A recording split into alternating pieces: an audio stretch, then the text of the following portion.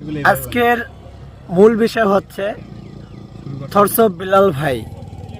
ইনি যে কন্টেন্টগুলো করেন সেই কন্টেন্টগুলো অন্য কন্টেন্ট ক্রিয়েটররা তার কন্টেন্টগুলো নিয়ে তার কথাগুলোকে নিয়ে অনেক কন্টেন্ট তৈরি করতেছেন, সেখান থেকে মিলিয়ন মিলিয়ন ভিউ তারা পাচ্ছে আর সেখান থেকে তারা ইনকাম করতেছে।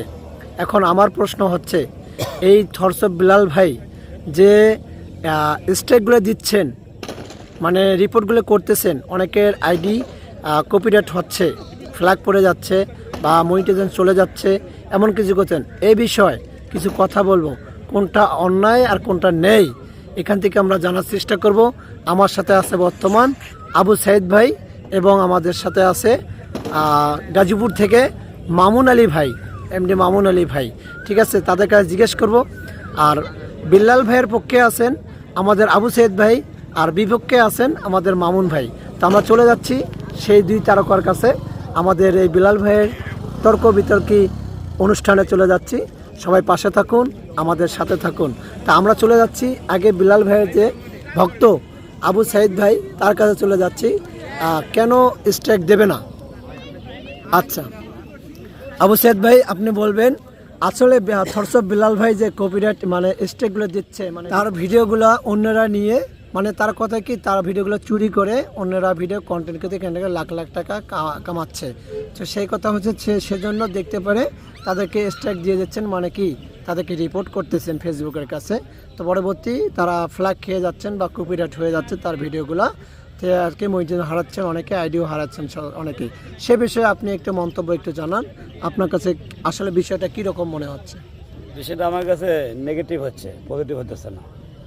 কারণ উনি ভালো কন্টেন্ট তৈরি করতে পারে, ওনার অভিজ্ঞতা অর্জনে, ওনার দক্ষতার কারণে উনি ভালো কন্টেন্ট বানাতে পারে। তাই বলে কি ওনার কপিরাইট করে ওনার কিছু দেখে নকল করে এটা তৈরি করা ঠিক না।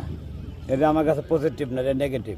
নিজে ভালো কিছু করে, নিজে ভালো তৈরি করে আপনি কন্টিনিউ ছাড়েন, তাহলে আপনিও ভিউ পাবেন। কেন আর একজনের তো নকল করবেন? আল্লাহ তো মানুষে বিভিন্ন রকমের সৃষ্টি করছে, সবার তো জ্ঞান এক না। যার যার জ্ঞান তাইতে তৈরি করেন, দেখবেন যে আপনারটাও একদিন ভালো ভিউয়ার হবে। আচ্ছা আবু সাইদ ভাই সুন্দর কথা বলেছেন। আমরা এখন চলে যাচ্ছি বিপক্ষে, আমাদের মোহাম্মদ এমডি মামুন আলী ভাই আছেন।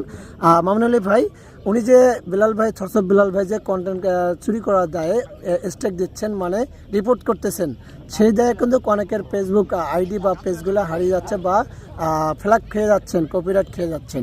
ঠিক আছে, অনেকে আর্নিং করতে পারতেছেন না। সে বিষয়ে আপনার মন্তব্যটাকে একটু জানাবেন। আমার মন্তব্য আমি এটাই বলবো যে আমরা এই পাবলিক প্ল্যাটফর্মে যে আমরা কাজ করি, আমরা কেউ না কেউ তো একজন আরেকজনের দেখে ওপরে উঠছি। হোয়াটসঅ্যাপ বিলাল ও কিন্তু ওই মায়ের পেট থেকে এসে ডাইরেক্ট এত মিলিয়নের ভিউর অধিকারী হয়নি। ছোট ছোট আগে ছোট ছিল, ছোট ছোট ইউজারদের সাথে মিলামিশা কাজ করতো, বড় বড় ইউজারদের দেখতো, ওইখান থেকে ও কপি করতো। সেও তো এমন মায়া দুধের দহ তুলসী পাতা না যে ডাইরেক্ট এসে সে ওই এই প্ল্যাটফর্মে সে উড়ে এসে জুড়ে বইছে। তো আমি যেটা বলতে চাচ্ছি, সে একদম উচিত কাম করছে না, সে খারাপ কিছুই করতেছে। যে আমি খারাপ কিছু এই জন্য করতেছে, ও যদি আরেকজনের দেখে কপি করতে পারে, তার অনেক ভিডিও আমি দেখছি, আরেকজনের দেখে সে যদি কপি করতে পারে, তাহলে ওরে দেখে ছোট ছোট ইউজাররা কেন পারবো না? আচ্ছা, আপনার কথায় আমি সহমত পোষণ করতেছি, প্লাস আমি বলতেছি, সে বলতেছে যে না, আমি এরকম কিছু করতে চাইনি, আমি তাদেরকে বোঝানোর জন্য এই কপিগুলো দিয়েছি। যারা ভাই, আমি তার খারাপ কিছু বলতেছি না, কিন্তু সে যেটি কাজ করতেছে আসলে সে নেগেটিভ কাজ করতেছে। কারণ এই ছোটো ছোটো ইউজাররা তো আশায় আইছে যে আমি এখানে কিছু একটা করব, এই প্ল্যাটফর্মে কিছু একটা করব। সে যদি তার আশাটা নিরাশা করে দেয়, তাহলে আমরা কাজ করবো কারে দিকে?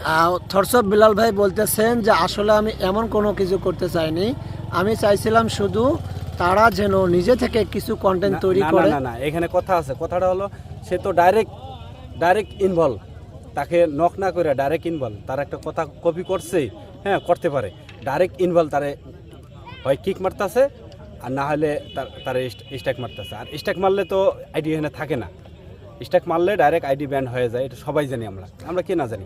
স্ট্যাক মারলে আইডি বাদ। এখন সে এটা কাজ কীভাবে ঠিক করতেছে? এই কাজ তো সে ঠিক করতেছে না।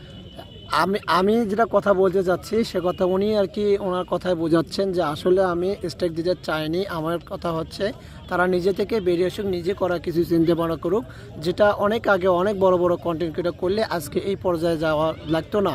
তো সেই ক্ষেত্রে আমাকে নিয়ে আজকে কপি করতেছেন। আপনি যে আমার কাছ থেকে শিখে আপনি এটাই করতে চান, তাহলে আপনি ভিউ পাচ্ছেন, দুদিন পরে আমাকে নিয়ে তো আপনি ছুঁড়ে ফেলে দেবেন, তখন তো আর আপনি ভিউ পাবেন না, তখন আপনি কি করবেন? সেই ক্ষেত্রে আমি চাচ্ছি যেন এই কপিরাইটটা ভবিষ্যতে আপনাদের জন্য ভালো হয়, আপনারা ভালো কিছু করতে পারেন, সেটা মোটিভেশনাল হিসেবে আমি এই কাজগুলো করতে চাচ্ছি। এখন যদি কন্টেন্ট ক্রিয়েটর আমাকে তারা নেগেটিভ ভাবে, এখানে তো আর কিছু করার থাকবে না আমার। না, অনেক কিছু করার থাকবে এই জায়গার ভিতরে। এই জায়গার ভিতরে কেন করার থাকবো না? আমি তো ফার্স্টে একটা কথাই বলছি, সে তো উড়ে এসে এই প্ল্যাটফর্মে জুড়ে বসে নেই, হ্যাঁ, সে কাউরে দেখে না এই প্ল্যাটফর্ম থেকে উঠছে। সে যখন ভিডিও বানাইছে 2-4-5 বছর তারা গেছে না, অবশ্যই গেছে।